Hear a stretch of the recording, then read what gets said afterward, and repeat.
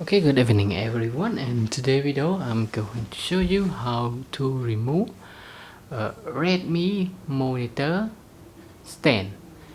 Okay, to do that you need to check on your back of your monitor, and now you will find two screws here. Now remove that two screws to take out the plate.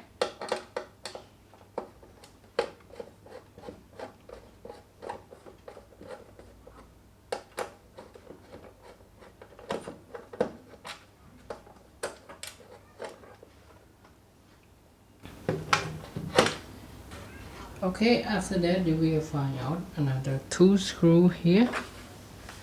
Now just remove it.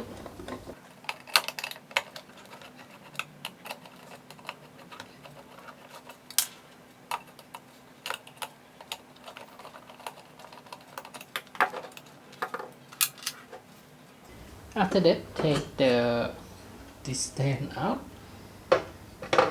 and now your monitor is already removed the monitor stand. Okay, so that's it. That is all for today's video of how you can remove the monitor stand on your Redmi monitor. And now thanks for your time watching this video, and I hope to see you again in the next video. Bye bye and have a nice day.